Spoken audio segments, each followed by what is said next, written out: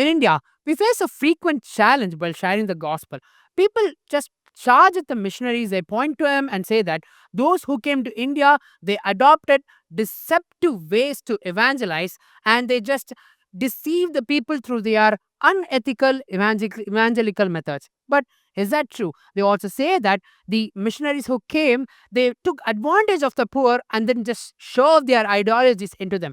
But this is actually not true. What did really the missionaries do in India? What was the reformation that they brought in India? Was all the claims which they claim in the news is true, or what does the historical evidence say?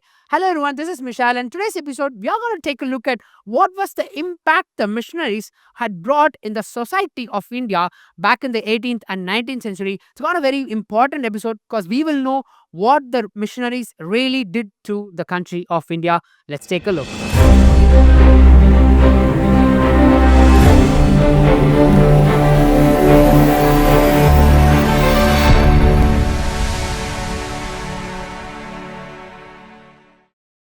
Never mind the accusations, charges, or the blames that are made. Because when we look at the evidences had really what the missionaries had done to our country, it's really amazing. It's really incredible. Because no matter they can write about articles, release pamphlets, they can post content in YouTube claiming that the missionaries really took advantage of the poor. They used deceptive methods. They persuaded the people into Christianity. They lied, but it cannot be true because the evidences says otherwise. Now we are going to take a look at some stunning evidences because the evidence really reflect what was the impact that the missionaries had brought to our country, India. Now, first, it is undeniable that the missionaries were the people who were pioneer in bringing a huge change in the life of an Indian woman. Now, we are going to take a look at three different examples where the status of women was too bad in the 19th and 18th century, but and how the missionaries played an important role in bringing and in empowering their life or shaping the life of women in India. Number one, women education. It was the missionaries who introduced education to women in India, and the amount of change which they brought in the life of women is just really huge. But to know what was the impact they brought in the life of women, we need to take a look at what was the scenario before the missionaries started to give education for the women. Julius Richter, a writer, in his book a History of Missions in India, which was actually published in the year 1908, he writes in his book as, according to one calculation, which there is, however, no means of checking, there were at that time only 400 girls able to read in the whole of India. Now, thinking about the population of India around 150 200 years back and comparing that only 400 women were able to read and write is still a huge number.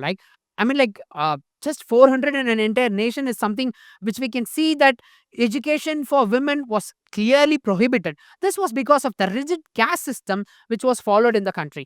People believed that women were prohibited from learning or getting educated, and they were not allowed to share their opinion, they were not allowed to share their thoughts, but rather they were just oppressed, and their thoughts were never considered at all. So it was the missionaries who decided that there must be equality among all the people. Before that, the concept of equality and fraternity did not exist in India. It was the missionaries who introduced equality among them. So, what they started to do is that they started to establish exclusive schools for girls, and later on, they were able to give them education for college and so on. So, the first girls' school was started by a missionary, Henry Baker, at Kerala in the name of Baker's Memorial Girls High School. This was the first school of its kind established in India.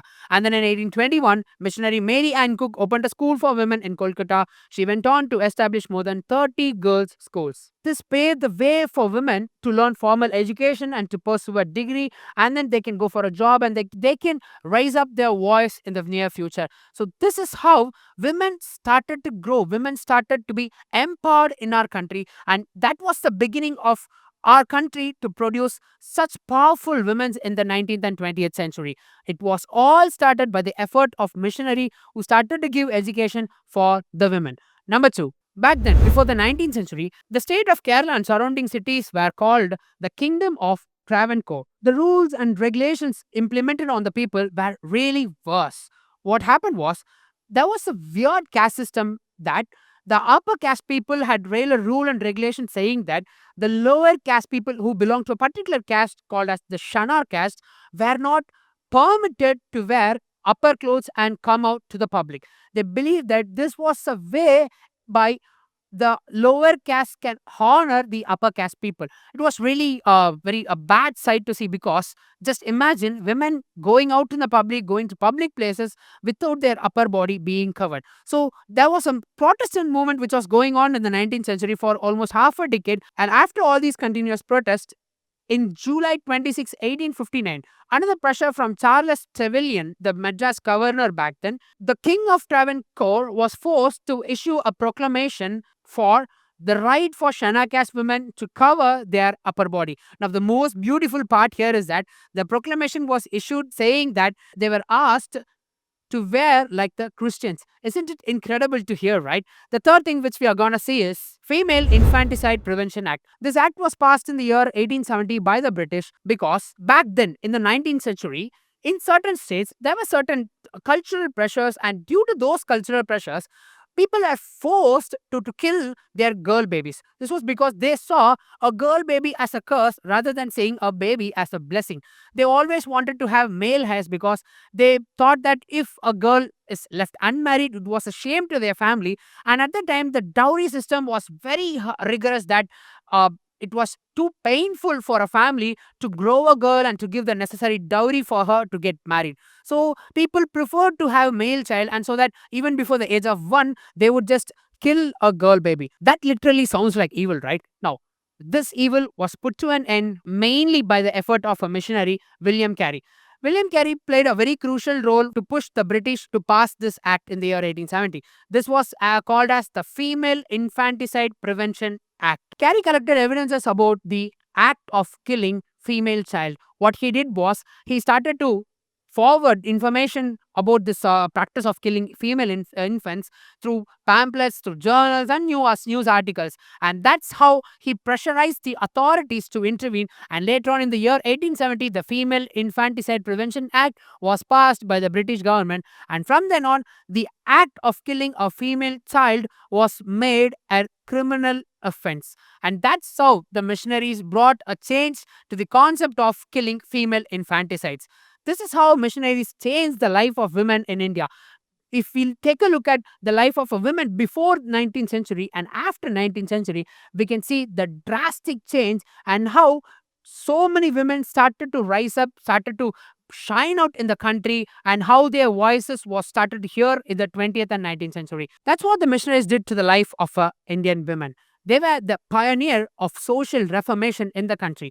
India became a country from not recognizing a woman to a country who produced powerful women whose voice is being heard all throughout the world.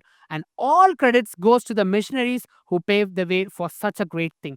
Today, missionaries can be accused saying that they used deceptive methods, but it cannot neglect the fact that they were the key. They played the key role in bringing reformation in India. Being a Christian does not mean it's a change of name or just a change of a caste or religion, but it means that being a light to the people around us, and that's what exactly the missionaries did. Let me quote a beautiful verse for you. Psalms 82, verse number 3 and 4 says, "Defend the poor and fatherless, do justice to the afflicted and needy, deliver the poor and needy, free them from the hand of the wicked." This is exactly what the missionaries did to the society. If it's God's will, we'll meet you in another episode and we'll share what were the other reformations that the missionaries brought to the country of India. God bless you.